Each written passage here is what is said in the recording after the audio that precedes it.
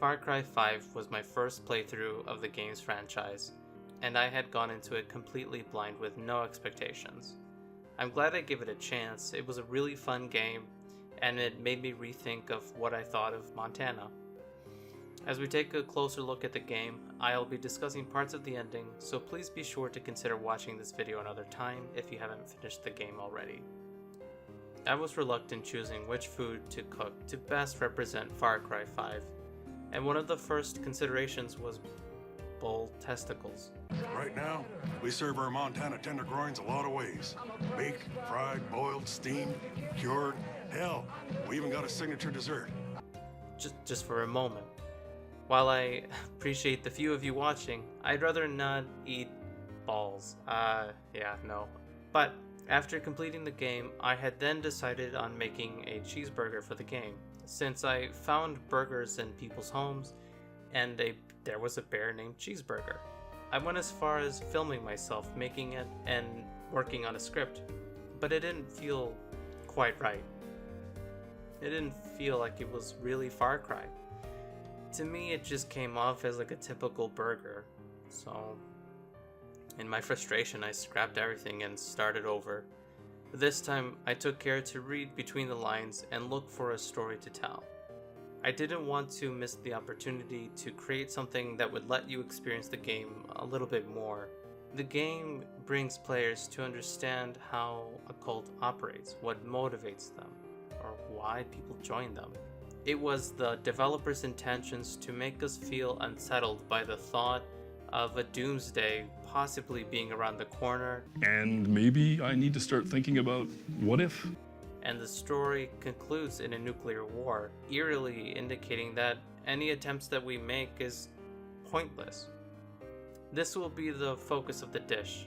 I want it to be something that best represents the game's message, and I want to pick out something that is fictional in the game that we can't really experience in everyday life. I will be making something that makes you experience living in a bunker, or more specifically being a part of the Peggies, struggling to stay alive during the collapse. Early on, we learned the Peggies begin raiding Falls End for their food. Please, anyone there? Peggies rolled in here like an army, started throwing people into trucks, taking our food, and then I just heard nothing but gunfire. Even though they've had years to prepare for the event, suggesting they are still low on supplies to meet their growing community, despite owning most of the farms. This is also reflected in their journal entries, one of which reads, "Our grains and starches seem to be covered, but I'm worried about fruits and vegetables.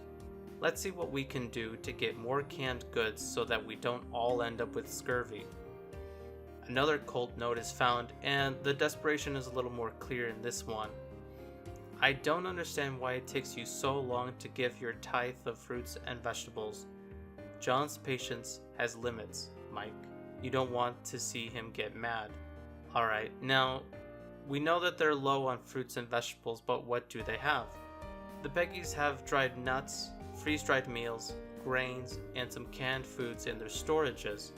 These are going to hold them well for the long run, and in the first few weeks after the collapse begins, they will need to eat the fresh produce that they stole before it spoils. We learned that there are hunters among the Peggies from Chad. There's a lot of wild game in Hope County, so it's possible that they could have hunted anything from turkeys, bison, cows, deer, or caribou. I'm going to assume pigs were not hunted down because the cult would rather burn them to symbolically represent the sins of gluttony than to preserve the meat. They even nailed a group of crows to a church where a murder takes place, but this could have just been a literary device for foreshadowing. A still kitchen, eggs and toast left unfinished, a hunk of meat on the countertop, a flaming bowl. It isn't much at first glance, and it appears very simple, so it wouldn't make for a very good video had I just made eggs and toast. Luckily, there is enough here to work with, and through some creative liberties, we can guess what these people were going to have for lunch before I came in guns blazing. The first thing worth analyzing is the hunk of meat that is left on the countertop. It appears that the meat was not being prepared for breakfast since everyone was already in the middle of their meals. The cut of meat is in the shape of a leg, or more specifically the top round piece. It isn't wide enough to be cut from a pig, and it isn't large enough to be from a deer, so I'm going to assume it's from a cow. There isn't anything in the mixing bowl next to the meat, but it's probably an oversight in detail. I say this because the bowl on the stovetop is a grease fire, meaning there is some sort of cooking oil, and perhaps when the Peggies learned of my arrival, someone dropped the mixing bowl on the stovetop before attacking me. With this in mind, the bowl of oil may have been intended as a marinade for the top round beef, which is something done specifically for a London broil. It also explains why they were prepping the meat in the morning, since the meat would need to marinate for at least a couple hours. There are still a few problems the Peggies are going to need to deal with during the collapse. The first one is scurvy, which is preventable with enough daily vitamin C. However, the cult doesn't have enough fruits and vegetables. To protect their family, they are going to need to start looking at all of those bottles of ketchup they have in the common area. This is a valuable source of vitamin C, and it can be used for their steaks. Adding ketchup to the marinade for the steak is a great way to prevent scurvy. The next major issue is everyone's sanity. It is going to be very difficult having to adjust to a life in a bunker with no sunshine, confined to a small space, with little to nothing to do.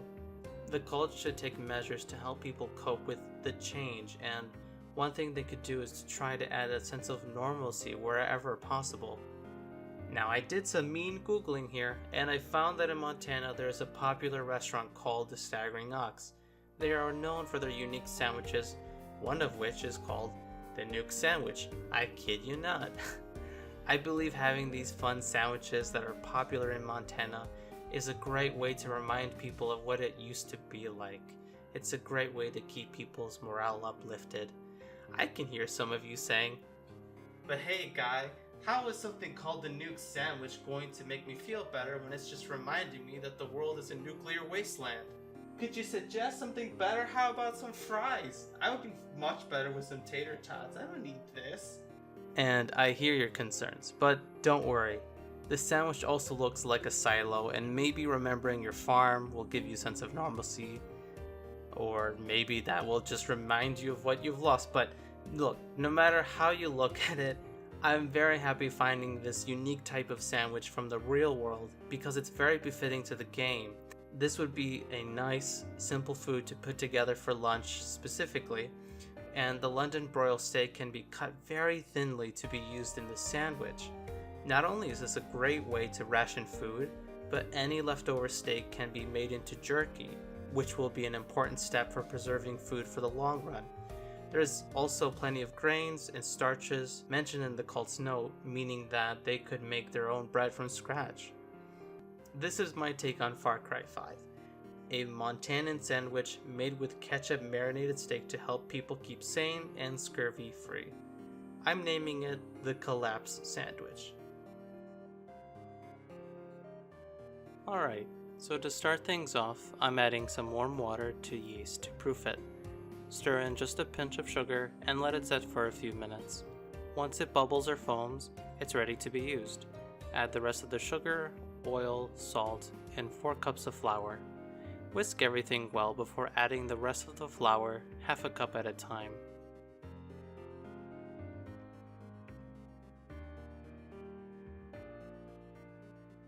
At this stage, I switch to using my hands to mix in the flour.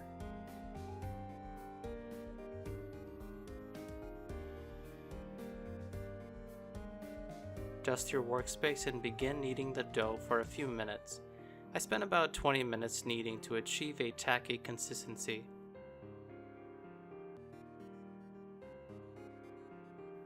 Oil the inside of the bowl before adding the rolled up dough, and then cover it in plastic to let it rest for an hour.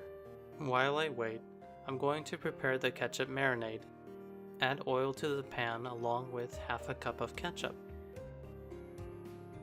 After a couple of minutes of cooking, add some brown sugar to help caramelize the ketchup and let it cook down for just a bit longer. The ketchup is done when it has reached a consistency similar to tomato paste.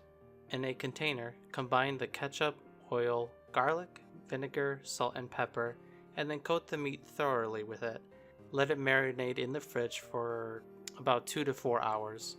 Once the dough has doubled in size, cut it in half since that's what I believe I'll need for this bread, but more on that later.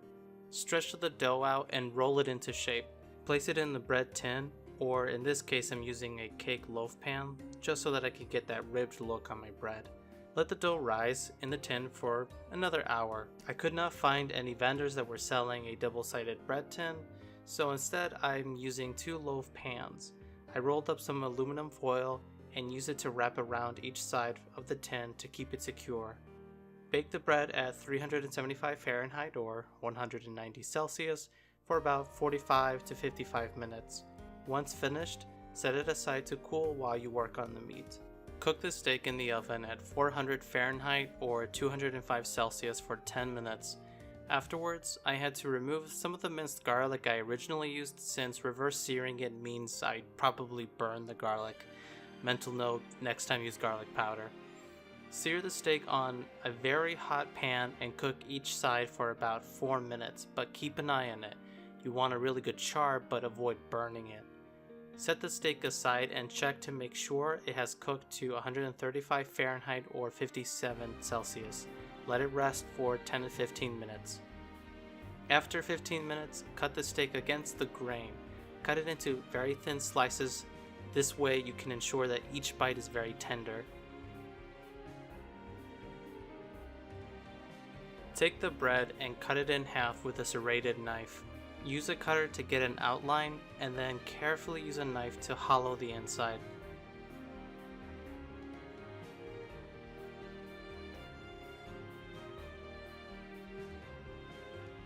The leftover bread can be cut into smaller pieces and eaten with ranch. This is the restaurant's quote-unquote bread guts.